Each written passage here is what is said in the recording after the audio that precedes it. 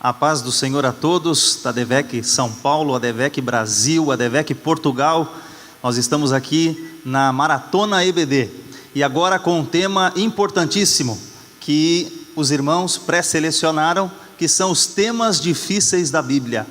Eu quero aqui agradecer ao pastor Ronaldo, pastor Christian, pastor Silas, a toda a organização da EBD Nacional, que nós estamos aqui nesta maratona, um evento de conhecimento, um evento de crescimento espiritual para todos os nossos professores, líderes, e que estas perguntas possam de fato ser edificantes para a nossa vida. E eu tenho um desafio aqui de falar em 50 minutos de 8 perguntas que foram pré-selecionadas. E caso não seja possível respondê-las todas, elas estarão nesta coluna que o pastor Ronaldo acabou de anunciar. A Fábrica EBD estará lançando esta coluna de temas difíceis que estarão sendo alimentadas para que nós possamos crescer na graça e no conhecimento. E a primeira pergunta que nós vamos fazer, ou melhor, que foi feita, e que nós temos o desafio de responder nesta tarde, é: o que é a blasfêmia contra o Espírito Santo? Esta foi selecionada, uma das mais votadas, dentro daquelas 43, 48 perguntas que estavam lá. E o que é a blasfêmia e o que não é a blasfêmia contra o Espírito Santo? Então aqui nós temos, primeiro, a questão de definição, porque a palavra blasfêmia, ela significa injuriar, caluniar, vituperar, difamar, falar mal. Esta é uma palavra que aparece muitas vezes na Bíblia. Ela tem uma referência lá no Antigo Testamento, quando você não deveria tomar o nome do Senhor teu Deus em vão, mas ela vem para o Novo Testamento e ela aparece principalmente nos evangelhos que nós chamamos de evangelhos sinóticos, que são os evangelhos de Mateus, Marcos e Lucas. E aqui o Senhor Jesus falou sobre especificamente de vários tipos de blasfêmia, mas uma delas, aqui não tem perdão, é a blasfêmia contra o Espírito Santo. Então nós vamos entrando aqui numa questão que, onde aparece este texto bíblico? Ele está aqui nos textos de Mateus capítulo 12, versículo 31, Marcos 3, versículos 28 a 29 e Lucas 12, versículo 10. Em todos esses textos, aqui há um contexto onde acontece isso. E qual é esse contexto? O contexto é que Jesus cura um homem, este homem que era cego e mudo. O Senhor, ao curar aquele homem, as pessoas, os fariseus, começam a acusá-lo de que ele estava fazendo aquilo pelo poder de Satanás, que Jesus estava sendo um ministro de Beelzebu. Então naquela ocasião, ele pega e toca nesse ponto sensível, que eles, vendo Jesus realizando milagres, eles deveriam glorificar a Deus e reconhecê-lo como Messias, como o enviado de Deus. Mas o que acontece? Na contrapartida, eles dizem que Jesus está operando sobre o poder de Satanás. E o Senhor Jesus então diz que isso aqui é classificado como uma blasfêmia. E por que eles estavam fazendo isso? Eles queriam minar a autoridade de Jesus. O povo estava inclinado a reconhecer Jesus como Messias, porque Jesus estava cumprindo as profecias bíblicas. Então eles ali fizeram isso. Mas qual foi a refutação de Jesus? Porque Jesus disse que não era sobre o poder e sobre a influência de Satanás que ele estava operando. Ele começou dizendo: olha, o argumento de vocês é um argumento ilógico. Não faz sentido que Satanás lute contra Satanás. Um reino dividido não subsiste. Então a lógica dos fariseus, dos seus opositores, não fazia nenhum sentido. Então Jesus começa dizendo isso. Depois ele diz assim: olha, Jesus questionou as pessoas que também expulsavam demônios. Haviam pessoas que faziam isso. E aí Jesus questiona: bom, e os outros estão expulsando no poder de quem? E aí a questão é que muitos desses que expulsavam demônios eram filhos dos próprios fariseus. E aí a coisa voltava contra eles mesmos. Então aqui Jesus toca nesse ponto sensível e o assunto segue, porque Jesus fala assim: olha, o poder que ele está operando, o poder que Jesus está usando é o poder do reino de Deus contra o império das trevas, contra o reino das trevas. Aqui há uma luta que acontece. Então o Senhor Jesus, nessa refutação, ele entra nesse ponto. E aí nós temos aqui algumas questões que são: onde está o problema de toda essa argumentação da blasfêmia? Aqui ele começa dizendo o seguinte: bom, primeiro, Jesus fala sobre algumas blasfêmias que podem ser perdoadas. Se você blasfemar contra uma pessoa, contra o filho, você será perdoado. Mas tem um problema: várias blasfêmias são perdoadas, mas tem uma que não é perdoada. E aqui Jesus toca nesse ponto, porque as pessoas estavam fazendo o quê? Como Jesus colocou o que era blasfêmia contra o Espírito Santo? Olhando no texto bíblico, era atribuir as ações de Deus, atribuir o que Deus faz, o que o Espírito opera, ao poder do Satanás. Isso era o contexto que está dizendo ali. Você comete blasfêmia quando você faz isso, quando você atribui os atos de Deus a Satanás. E aqui ele coloca que aquilo também é como se fosse uma calúnia, e calúnia revela que o que eles tinham no coração, um coração endurecido, um coração que não se arrepende, um coração que não se renova para o arrependimento. Por isso que nós vamos entender quais são os sintomas de uma pessoa que blasfema contra o Espírito Santo. Aqui tem alguns sintomas que nós vamos olhar na Bíblia Sagrada. Como é que a pessoa sabe se ela blasfemou ou não? Primeiro, ela tem uma consciência insensível, uma consciência cauterizada. Timóteo, aqui Paulo escrevendo a Timóteo, capítulo 4, versículo 2, ele fala claramente que a pessoa que teve a sua consciência cauterizada, ela já não é mais convencida do seu pecado. A pessoa que blasfema, ela tem um coração endurecido, e aqui no texto de Hebreus há uma exortação para que eles não endureçam o seu coração. Quando ouvirdes a voz do Espírito Santo, não endureça o seu coração, como Israel fez lá na provocação no deserto. Então eles provocaram a Deus com a incredulidade, um coração duro. Também a pessoa que não se arrepende. Hebreus capítulo 6 fala de pessoas que provaram o dom. Nós vamos falar um pouco mais adiante sobre especificamente capítulo 6. Mas pessoas que não são renovadas para o arrependimento. E aqui ele fala também de pessoas cujo pecado levam à morte, pessoas que recusam confessar os seus pecados. Jesus morreu por todos, o nosso Pai quer perdoar a todos. O contexto de Jesus é que o Pai perdoa a todos, mas o problema é que a pessoa que blasfema contra o Espírito Santo, ela está errando numa parte muito sensível, porque Deus quer perdoar, mas o ser humano rejeita todas as tentativas do Espírito Santo de convencê-lo ao arrependimento. Então, quem vai renová-lo ao arrependimento? Se ele não deixa o Espírito Santo agir na vida dele, que vai levá-lo, convencê-lo do pecado, da justiça e do juízo, consequentemente ele não se arrepende, ele não alcança o perdão e, por sua vez, é condenado. Então, esse é o problema. Agora, o que não é blasfêmia contra o Espírito Santo? Porque muitas pessoas por aí dizem muitas coisas sobre o que é, mas vamos dizer o que não é. Tem um pregador famoso, homem de Deus, mas que ele diz que era a incredulidade final. Então, nós temos que discordar que não é apenas isso, a incredulidade final. Obviamente que quem é incrédulo e chegar no fim da sua vida e não se arrepender, obviamente está condenado, mas não significa que ele tenha pecado contra o Espírito Santo ou blasfemado contra o Espírito Santo. Então, blasfêmia contra o Espírito Santo não é a incredulidade final. Também não é rejeitar a graça de Deus por um tempo, porque muitas pessoas rejeitaram a mensagem da salvação, mas depois ela foi alcançada pelo Evangelho de Jesus. Nós temos também pessoas que negam a divindade de Cristo, por um tempo, também, por que não? Acontece que Paulo, por um tempo, não aceitava que Cristo, ele era divino, mas quando o Senhor apresenta-se a ele, Saulo se converte e é um grande apóstolo do Senhor Jesus. Nós temos também, o que também não é negar a divindade do Espírito Santo. Há pessoas e seitas que negam que o Espírito Santo seja Deus, dizem que ele é uma força, mas se eu disser que eles automaticamente já estão condenados, eu não vou nem pregar para eles. Então, quando nós pregamos, quantas almas são salvas destas seitas que não criam que o Espírito Santo era Deus, mas quando ouvem o Evangelho e o Espírito Santo convence-as de que ele é Deus, elas então mudam sua atitude. Então, por um tempo, a pessoa negar a divindade também não é blasfemar contra o Espírito Santo, e também não é o entristecer o Espírito Santo. Davi entristeceu o Espírito Santo. Quando ele pecou, ele orou: Senhor, não retires de mim o teu Espírito Santo, torna-me dar a alegria da tua salvação. Porém, mesmo entristecendo o Espírito Santo, não significa que ele blasfemou contra o Espírito Santo. A situação é mais grave. Agora, quais pecados nós podemos cometer contra o Espírito Santo?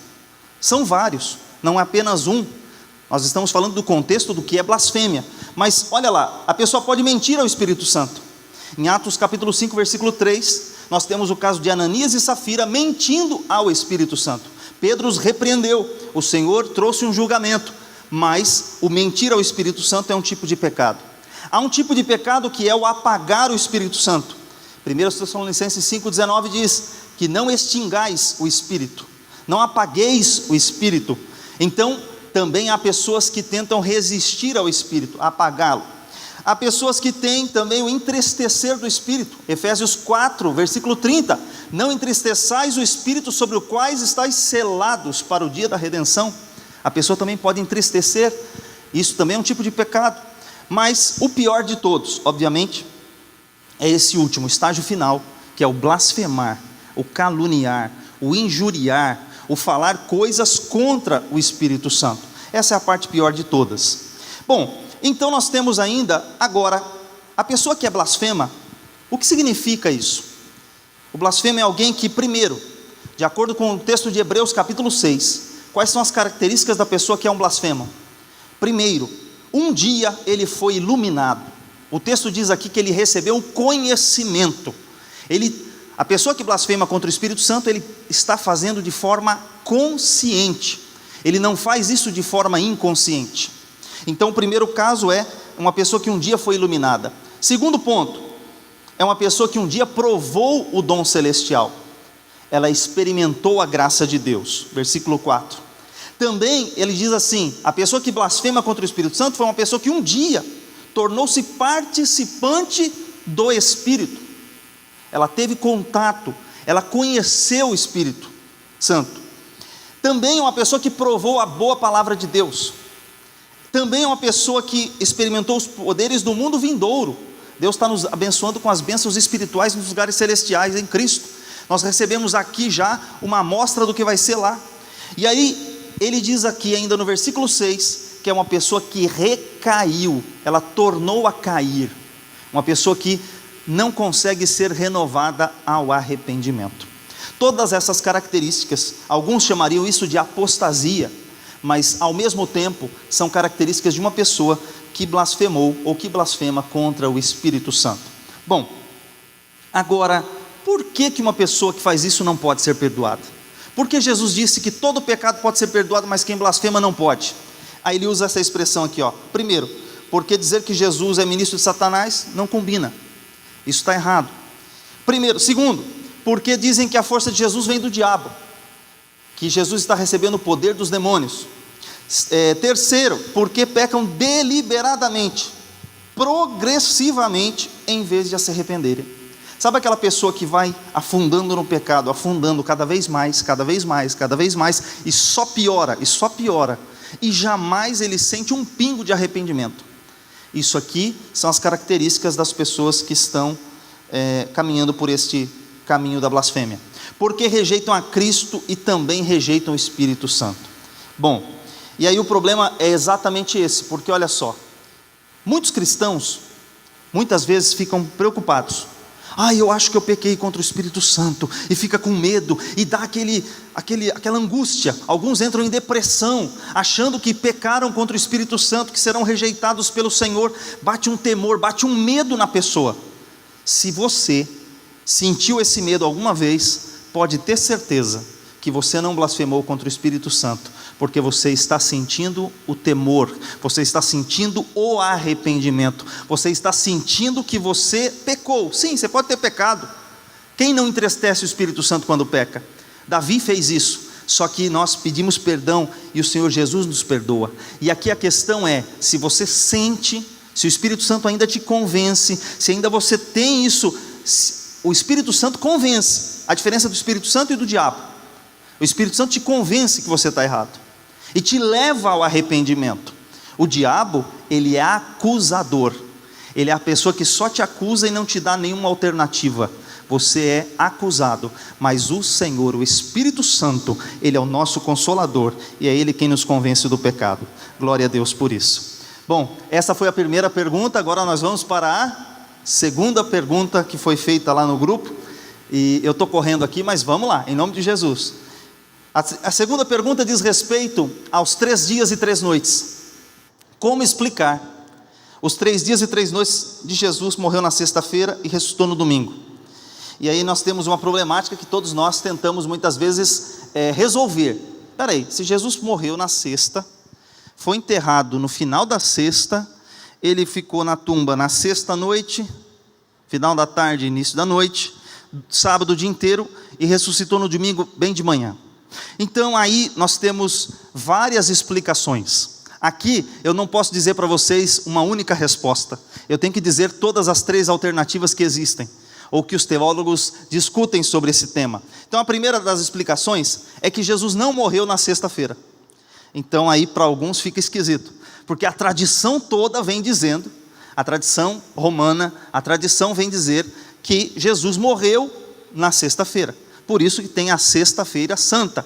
Agora quando você ouve, Jesus não morreu na sexta, Jesus morreu numa quarta-feira, alguém fala assim, meu Deus, que absurdo, onde já se viu uma coisa dessa? Essa é uma das explicações, Jesus morre na quarta e automaticamente, eu vou mostrar um gráfico aqui na sequência, ele é enterrado antes de dar quinta-feira, porque para o judeu, 6 horas da tarde vira o dia, não meia-noite. Então às 6 horas da tarde o dia vira, então a quarta-feira, 6 horas já se tornaria quinta-feira. Então Jesus ficou quinta, sexta e sábado, 3 dias e 3 noites e ressuscitou no domingo de madrugada. Bom, essa é uma das explicações que tem, eu vou desenvolvê-la um pouquinho mais no próximo slide. A segunda explicação é que existe uma contagem inclusiva. Para o judeu, qualquer pedaço do dia se considera o dia todo. Ele não precisa contar o dia inteiro, 24 horas de um dia, para considerar que aquilo é um dia. Então, por exemplo, para ele seria o seguinte, Jesus ficou sexta, sábado, domingo. Quantos dias? 3. Na contagem inclusiva, você conta o quê? Qualquer pedaço do dia, seja o dia inteiro, seja a parte do dia, você conta o dia. Então, sexta, sábado, domingo, 3 dias, ponto, fechou a conta, não tem discussão alguma. Porém, muitas pessoas não aceitam essa explicação. E existe uma outra contagem mais espiritualizada. O que é essa contagem espiritualizada? As pessoas agora tornaram essa contagem da seguinte forma: Jesus começa a sofrer na quinta-feira. Eles não contam do dia que Jesus morreu e entrou na sepultura. Eles contam desde o começo do sofrimento. Quando Jesus foi para o jardim do Getsemane, quando Jesus foi orar, quando ele suou gotas de sangue, ali começa o seu sofrimento. Então, as pessoas que espiritualizam essa contagem, começam ali, já no momento em que Cristo, ele está sofrendo no Getsemane. Aí Judas o trai, e ele vai e é flagelado, e depois é julgado na madrugada, e depois ele vai para o julgamento, e então ele vai ser crucificado. E então passa os dias na sepultura. Então, para as pessoas que fazem essa contagem, eles já começam contando na quinta-feira, contam a sexta inteira, o sábado e o domingo. E aí consideram que Jesus levou 3 dias e 3 noites. Bom, o que eu quero explicar e me deter um pouquinho mais aqui, é sobre essa explicação um pouco diferente, que talvez assusta muito de nós, dizer assim, Jesus pode ter morrido numa quarta-feira, né? E com essa contagem, nós vamos evoluir um pouco mais na terceira questão que nós vamos discutir, que é o seguinte: como que o judeu considera um dia? Tarde e manhã. O dia para o judeu começa à tarde, às 6 horas da tarde, às 6 horas que já vira noite. Então o dia começa, primeiro é um calendário lunar, não é solar. Eles contam o dia a partir das 6 da tarde às 6 do outro dia. Então eles consideram primeiro a tarde, depois a manhã. Primeiro a tarde, depois a manhã. Então nessa contagem, outra coisa que eu preciso explicar para os irmãos, que a Páscoa cristã, ela usa uma data móvel. O nosso calendário de Páscoa cristã, ela é data móvel, que significa dizer, ela nunca cai no mesmo dia todo ano. Já a Páscoa judaica é todo dia 14 de Abib. Então significa dizer que num ano, a Páscoa judaica cai numa segunda-feira. No outro ano, ela cai numa terça-feira. No outro ano, o dia 14 de Abib cai numa quarta. No outro ano, numa quinta e assim por diante. Então, a Páscoa judaica, por ser todo dia 14 de Abib, que é entre meados de março e abril, ela tem uma data móvel. Todo ano ela está numa data, num dia da semana, melhor dizendo. E aí o que acontece? Segundo alguns estudiosos, no ano 31, colocando a crucificação no ano 31, há discussões também se foi o ano 31, se foi o ano 29, mas de qualquer maneira, esta é uma das explicações. O que acontece? Jesus come a Páscoa é uma refeição noturna. Jesus come a Páscoa e vai orar. Isso é uma quarta-feira, segundo essa contagem. Aí o que acontece? Na quarta-feira, Jesus vai para o monte. Então ali ele é entregue. Aí Jesus sofre aquela noite. O que acontece? Ele é crucificado no dia 14 de Abibe, que já ainda é uma quarta-feira. Ele é crucificado e morre no final da quarta-feira. Ele tem que ser enterrado quanto antes possível. Por quê? Porque o próximo dia, o dia 15 é o início da festa dos pães asmos para os judeus. O que significa dizer que o dia 15 de Abibe é um feriado, que para o judeu é considerado um Shabat, um dia de descanso. Não um dia de descanso semanal, mas sim um dia de descanso anual. É complexo, mas é assim que é, tá bom? Depois a gente vai colocar mais detalhes também para vocês poderem ter isso documentado. E o material também estará na fábrica. Mas observem que, para eles, a contagem é a seguinte: Jesus é colocado na tumba antes das 6 horas. Porque o outro dia é feriado, ninguém pode trabalhar. Então, no dia 15, Jesus passa então a noite da quinta, o dia da quinta, a noite da sexta, o dia da sexta, a noite do sábado, o dia de sábado, e ressuscita na madrugada do domingo, completando-se então os 3 dias e as 3 noites completas. Bom, todas essas teorias que eu estou falando para os irmãos, elas têm falhas. Em todas elas há argumentos pró e argumentos contra. Se Jesus morreu na quarta, se Jesus morreu na sexta, e todas elas possuem uma explicação plausível. Então, o que eu quero dizer para os irmãos, não se escandalizem com qualquer coisa que vocês tenham ouvido, porque são teorias que existem sobre a questão de Jesus ter morrido e ter ficado 3 dias e 3 noites, de acordo com o texto de Mateus capítulo 12, que era o sinal que Jesus disse, que o Filho do Homem deveria ficar como Jonas esteve 3 dias e 3 noites no ventre do peixe, ele estaria 3 dias e 3 noites no seio da terra. Então as pessoas pegam e usam, esta é a primeira teoria, da quarta-feira, e conta-se dessa maneira. A segunda, a contagem inclusiva, que é a mais aceita no meio evangélico. Mesmo eu explicando tudo isso que eu falei, a mais aceita no meio evangélico, no meio católico, no meio cristão, ainda é em prol da tradição da sexta-feira, usando uma contagem inclusiva. Os judeus, aqueles que se convertem do judaísmo para Cristo, eles tendem a aceitar melhor essa explicação dos dias completos que eu acabei de dizer.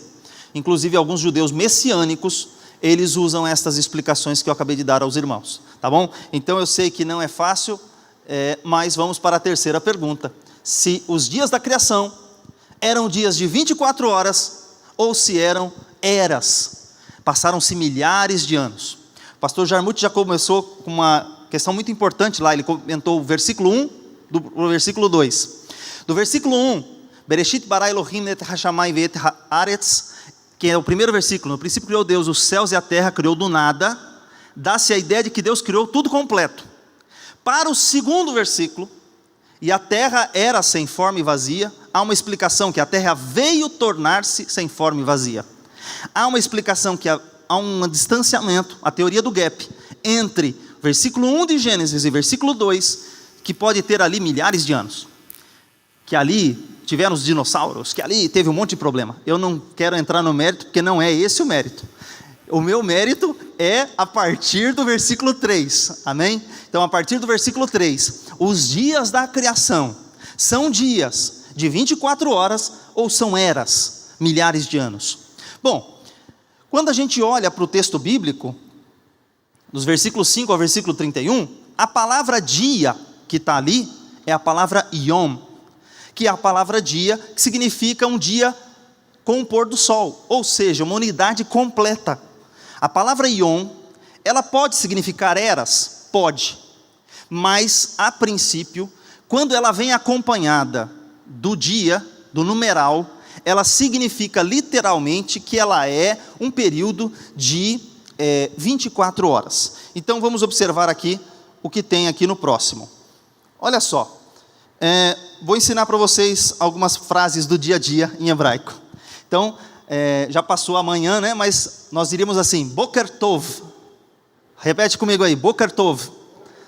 É o bom dia. Na verdade, literalmente significa boa manhã. É que nós não temos isso no português. Quando a gente fosse falar a parte da tarde, é um pouco mais complexo, né? Quando a gente vai para a parte da tarde, mas vamos falar agora a segunda palavra, que é o Yom, Yom Tov. Yom Tov significa o bom dia como nós dizemos. Não importa esse bom dia no sentido do dia completo, bom dia, como um dia completo. Se eu quiser falar só da parte da tarde, aí a gente usa o Tzoraim Tovim. Aí esse é mais difícil de falar, mas Tzoraim Tovim. Tzoraim Tovim é a parte da tarde. Reparem que tudo tem o Tov no final, que é o bom. Quando a gente fala o final do dia, é Erev Tov. Erev Tov, repita aí. Erev Tov. Erev Tov é boa tarde, boa noite, no início da noite. É quando está finalizando o dia. Finalizando no sentido, a parte clara do dia. Aí quando você vai dormir, é o Laila Tov.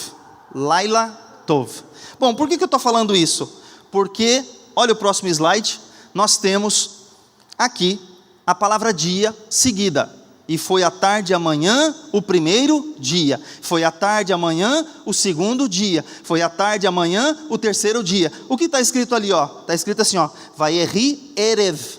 Erev, que a gente usa no final da tarde.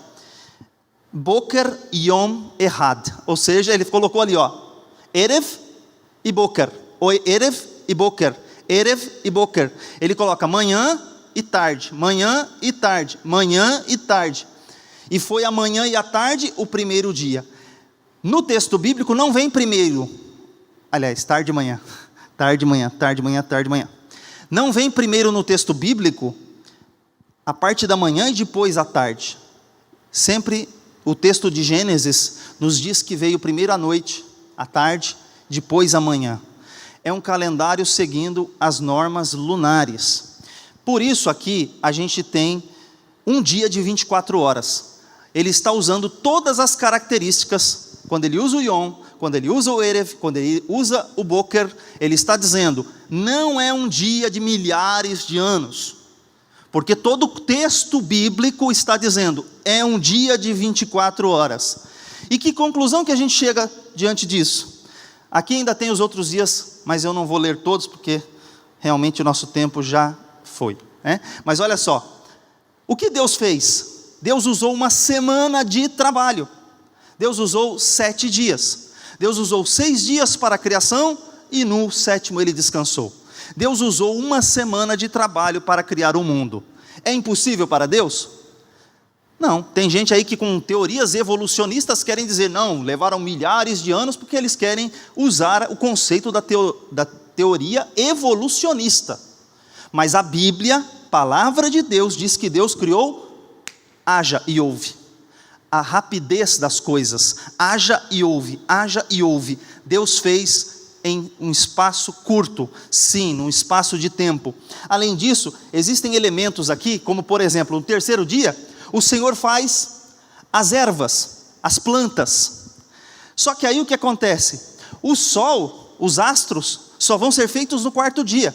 Se tivesse levado milhares de anos, Deus fez aqui no terceiro dia as plantas, sem sol, sem fotossíntese, não tinha planta. Então, como Deus fez as coisas? Deus primeiro preparou o ambiente, depois ele pôs o homem na sua criação. Deus primeiro deu condições para os animais se alimentarem. Veja, não dá para você demorar eras entre um dia e o outro dia. Foram dias, períodos curtos de 24 horas. Amém? Glória a Deus. Quarta pergunta. A quarta pergunta foi a seguinte. Em Jó 2, versículos 1 e 2, o diabo se apresenta diante do Senhor. Satanás tem livre acesso? Satanás vai lá no céu de vez em quando? Satanás tem autorização para chegar lá?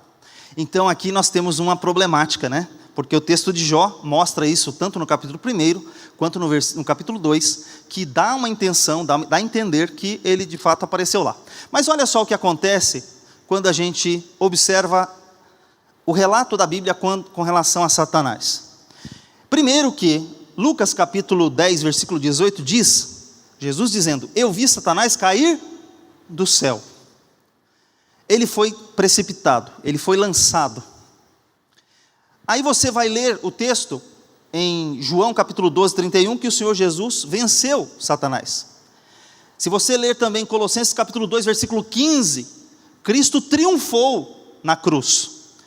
Ele triunfou, não foi derrota. Muita gente apresenta a cruz como uma derrota, como se Satanás estivesse fazendo festa no inferno quando Jesus morreu. E isso a gente tem que colocar por terra. Satanás não fez festa quando Jesus morreu. Então olha só, o diabo é derrotado na cruz do Calvário. E aqui nós temos que, lá em Apocalipse 20, ele será preso por 1000 anos e, consequentemente, no final do capítulo 20, ele será lançado no lago de fogo. Ou seja, Satanás está sempre em descendência, só caindo, só caindo, só caindo, só caindo. O Senhor Jesus, ele é o Todo-Poderoso. O nosso Deus é um Deus soberano. E aí a gente olha o seguinte, o que está escrito na Bíblia? Primeiro, houve uma reunião.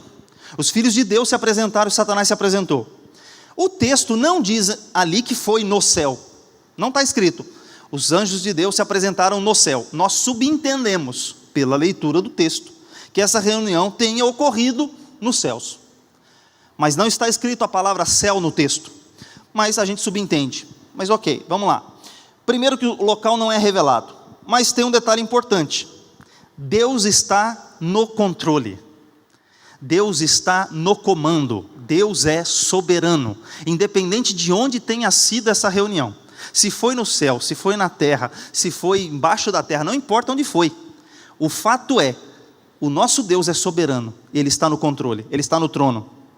Há um texto semelhante a esse, que aparece lá em 1 Reis capítulo 22, que fala sobre uma reunião, onde o Senhor está falando sobre a questão de Acabe, o rei Acabe.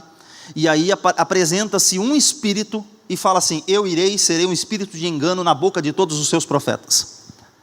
E aí, ali também mostra que Deus está reunido e que se apresenta um espírito. A gente subentende que esse espírito não seja um espírito relacionado a Deus, um espírito de mentira, um espírito de engano, um espírito, nós entendemos que não é nada relacionado com Deus. Deus então permite. Então veja, Deus é soberano, está no trono e Deus permite. E aqui os filhos de Deus se apresentam naquele local prestando contas. Uma coisa importante a gente saber, se entre os apóstolos do Senhor Jesus tinha um que Jesus chamou de diabo, eu não chamei 12, um deles é um diabo, como não poderia também em outros tipos de reunião ter essa diferença? Então o fato é que a palavra aqui fala muito sobre quem é Satanás. Satanás, a palavra Satanás, ou Satã no hebraico, significa que ele é acusador. Ele é a pessoa que é o testador, o tentador. É ele quem faz esse processo. Então, observe uma coisa agora. Satanás não tem acesso livre, aberto, chega a hora que quer, bate na porta, chuta a porta. Não, peraí. Para entrar aqui, precisa de autorização. Para chegar à presença de Deus, precisa de autorização. Então, ele não chega, não tem acesso livre à presença de Deus. Ele foi expulso. Mas ele pode ser convocado para se apresentar. Ele pode ser convocado, Deus é soberano. Ele pode chegar e mandar ele prestar conta. Se você observar um texto bíblico que está lá em Coríntios, há um texto complexo também. Esse demanda outra explicação, mas apenas fique com a referência agora. Diz assim, sobre a exclusão de um membro da igreja que não queria se arrepender, que estava tendo relações com a madrasta. O texto diz assim, Paulo diz assim, entregue-o a Satanás para que seu corpo seja destruído, mas ele seja salvo. Texto complexo, e deixa para lá, pesquisa aí, a gente fala depois, amém? Esse é um texto complexo também, mas olha só, entrega para Satanás, espera aí, excluir o camarada da igreja, entregar na mão do Satanás e o camarada vai ser salvo? Veja, aqui o Satanás está sendo usado como agente de juízo de Deus para corrigir alguém. Então o diabo muitas vezes, Deus levantou Nabucodonosor, Deus levantou Ciro, Deus levantou outros impérios, para eles virem contra o povo de Deus, castigar o povo de Deus reconhecer que Deus é Deus, e eles voltarem a se arrependerem e aceitar o Senhor Jesus, e voltar para Deus, e voltar-se para Ele. Então há momentos que vai acontecer isso, que vai ter circunstâncias em que Satanás é um agente, um instrumento de juízo. Então aqui nós temos, por exemplo, esse caso. As visitas dele foram temporárias e por tempo limitado diante do Senhor. Agora, é possível que Deus ordene um ser pecaminoso mantenha-se temporariamente na sua presença. Por exemplo, Isaías fala que viu o trono de Deus, viu o Senhor, e eu vou morrer. Ai Senhor, ai de mim que vou perecendo, sou um homem pecador de impuros lábios. E aí, ele não morreu por estar na presença de Deus, pelo contrário, o Senhor o purificou. Então, também temos circunstâncias de prestação de conta, como é o caso aqui de Jó. E temos a circunstância, por exemplo, no juízo do trono branco. A gente fala, juízo do trono branco, o Senhor está no seu trono. Todos aqueles que estão diante do trono, muitos deles, ou a maioria deles, ou 100% deles, serão condenados. São pecadores, diante do trono, diante do Senhor. E por que não morrer? Eles estão se apresentando para o julgamento, o Senhor está no seu trono. Então, o Senhor não é corrompido com a presença desses seres. Veja, o Senhor é santo, e ali Ele vai julgar todos eles. Então, isso é uma questão temporária. O fato é, Satanás não tem autoridade, quem tem autoridade é o nosso Deus. É o nosso Deus quem é soberano. Amém? Glória a Deus. Quinta pergunta foi: as chaves da morte e do inferno. O que significa dizer que Jesus tomou as chaves da morte e do inferno? As chaves da morte e do inferno estavam nas mãos do diabo? Jesus foi pregar no inferno após a sua morte? Como parece indicar o texto de 1 Pedro 3, versículos 19 e 20? Aqui tem várias perguntas em uma, e essa talvez seja uma das mais demoradas. Mas olha só, aqui nós temos um fato importante. O que está escrito em Apocalipse? Capítulo 1, versículo 18. Está escrito assim: mas eis que estou vivo para todo sempre, amém, e tenho as chaves da morte e do inferno. Muitos fizeram uma ilustração, mostrando que, como se Jesus tivesse, o diabo fazendo festa no céu. Há hinos, há músicas que relatam esta cena que eu vou contar para vocês. Que o diabo estava feliz, fazendo festa no inferno, quando Jesus morreu, que ele tinha derrotado, e de repente Jesus foi ao inferno, e mandou o diabo vir, ele não queria vir, e ele veio rastejando como uma cobra, Jesus pisou na cabeça dele, Jesus tomou a chave da mão dele e tal, e triunfou, e, né? Tem todo um teatro aí, tem hino, tem música que faz exatamente isso que eu estou falando. Só que, biblicamente, isso não está escrito em lugar algum. Biblicamente não está escrito. Está escrito o seguinte: Jesus ressuscitado, falando com João, disse assim: eu tenho a chave. Eu tenho, está na minha mão. Eu tenho domínio.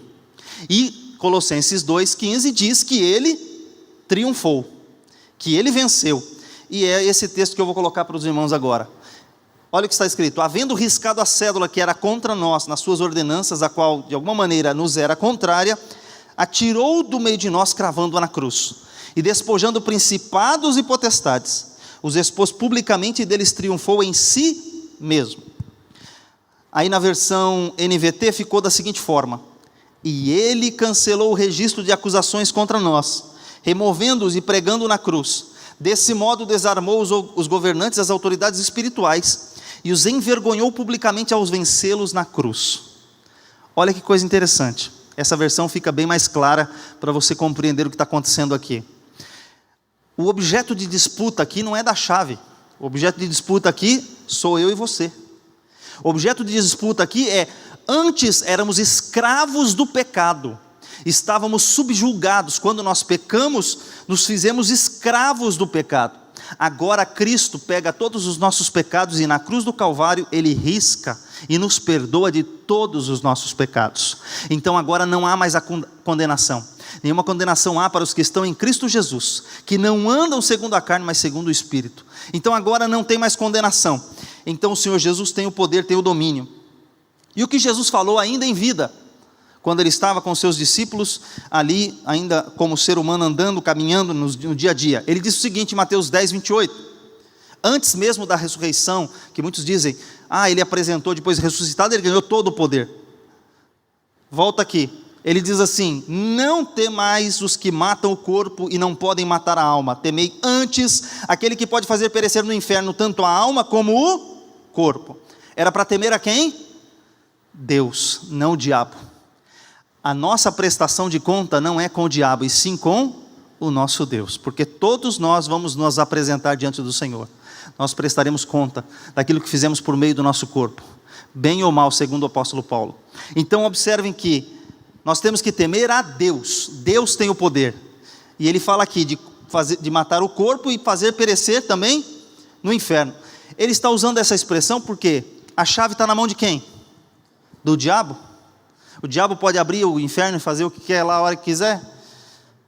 Não é bem assim, né? Então, aí olha só, ele não tem a chave nem do que alguém chama de a própria casa, mas não é exatamente assim. Não significa que o inferno seja a casa dele. O lago de fogo será a sua habitação eterna. Mas olha só que nós temos várias palavras complexas aqui, que são relacionadas ao Sheol e ao inferno. A palavra inferno, ela vem do latim, lugar inferior. Foi utilizada por Jerônimo na Vulgata Latina, já que estamos falando de traduções da Bíblia, a versão latina da Bíblia, e por traduzir as palavras hebraicas Sheol no Antigo Testamento e do grego. Aí no grego há um leque maior de palavras que se expande aqui. Aí você tem Geena, Hades, Tártaro e Abissos. Agora, todo esse problema, ele se dá por conta de uma passagem bíblica também, que está em Lucas capítulo 16. Em Lucas capítulo 16, versículos 22 a 26, que a gente fala de seio de Abraão, lugar de tormento, Geena, Hades. Aqui tem um detalhe importante, porque essa é uma explicação complexa, teologicamente falando, porque alguns entendem que a passagem de Lucas 16 é parábola, outros não é parábola. Alguns falam que é literal, não é literal. O fato é que Jesus conta o que está retratado nesta imagem, que há um rico que morreu e foi para um lugar de tormento. Ele conta de Lázaro que morreu e está do lado de Abraão, no seio de Abraão. Ele fala sobre essa circunstância, mostrando que quem está do lado de cá não pode passar para o lado de lá, porque há um abismo entre eles.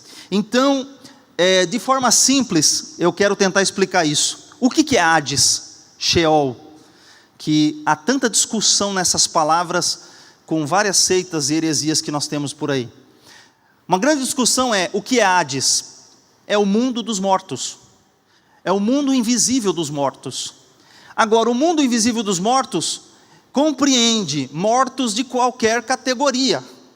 Entendam o que eu quero dizer. Reparem que tanto o rico morreu, quanto Lázaro morreu. Os dois foram, entre aspas, para o mesmo lugar. Vamos entender isso. O lugar se chama Hades. Só que dentro do Hades tem compartimentos. Tem o lado do seio de Abraão, tem o lado do lugar de tormento, e o que separa um do outro se chama abismo. Bom, há textos bíblicos que falam que tem anjos presos aonde? No abismo. Satanás será preso em Apocalipse capítulo 20, no abismo. Então, Satanás não tem a chave, porque ele será preso por um anjo e será colocado aqui, no abismo. Será solto depois dos 1000 anos.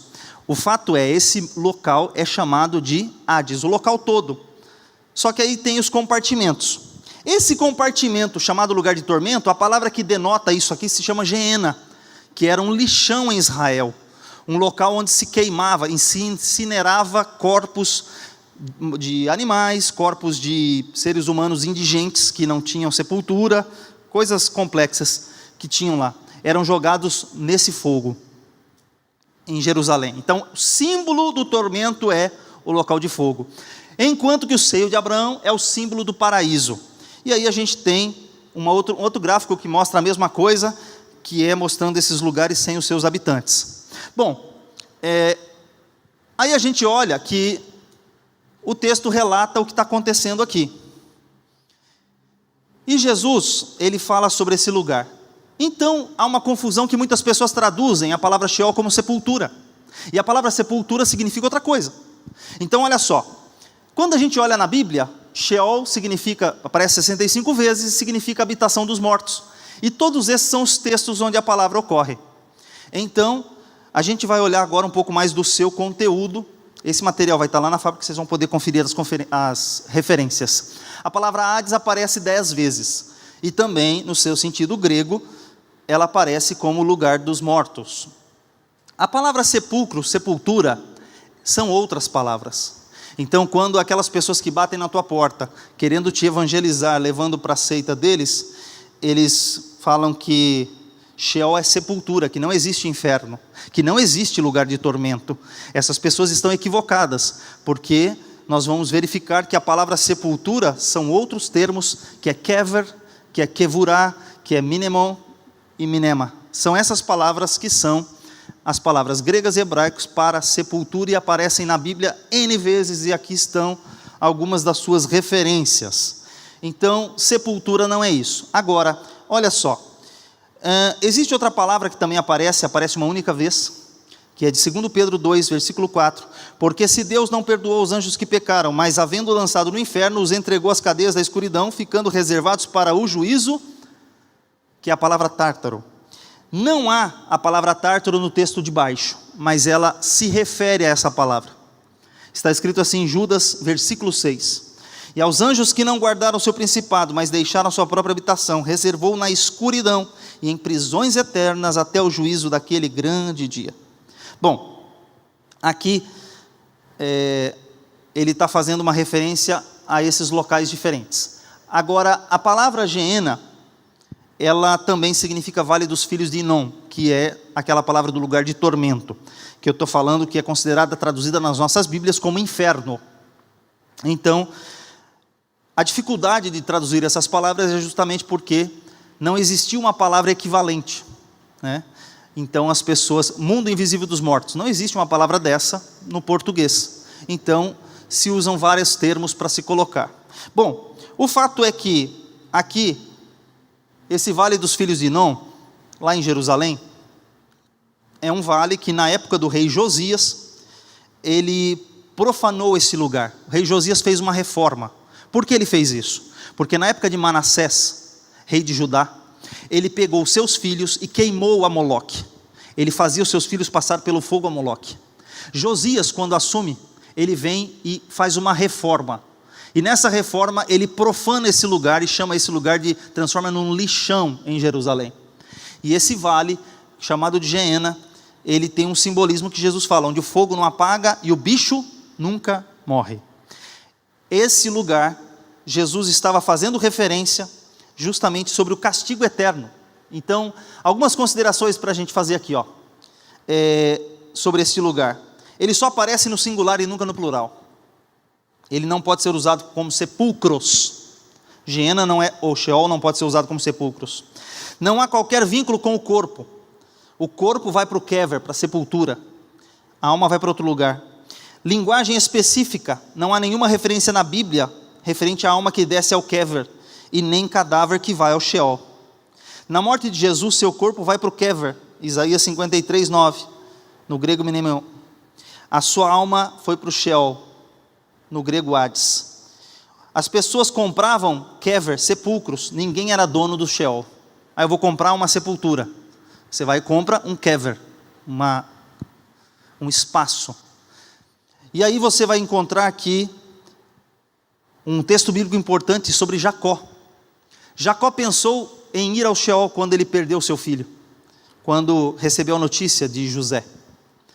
Ele não considerou como sepultura, ele falava que iria se encontrar com ele. Mas olha só, se ele estivesse pensando em corpo, em sepultura, qual que foi a notícia dos irmãos? Veio uma fera e o comeu. Cadê o corpo? Sem corpo, como é que ele vai encontrar com José, se não tem corpo, se não foi enterrado? Então quando ele usa, Jacó quando usa essa expressão, ele está falando sobre um mundo espiritual. Ele não está falando sobre um mundo material. Ok? Bom, meus amados, Nós estamos na sexta pergunta e o meu tempo já foi. Então, as demais questões que nós íamos discutir hoje, nós vamos deixar para a próxima. Amém? Talvez eu só faça um adendo agora, antes de entregar o microfone, porque esse aqui tem uma relação totalmente intrínseca com o outro. Deixe os mortos enterrar os seus mortos. Já que estamos falando de sepultura, vamos para essa curiosidade aqui, ó. Esse é bem rápido. Como que era o sepultamento? Jesus falou para aquele jovem: deixe os mortos sepultar os seus mortos. Então, já que estamos falando de morte, você tem aqui o pessoal velando uma pessoa dentro de uma sepultura. Essa pedra, aqui tem um corte. Essa pedra é que vedava o sepulcro.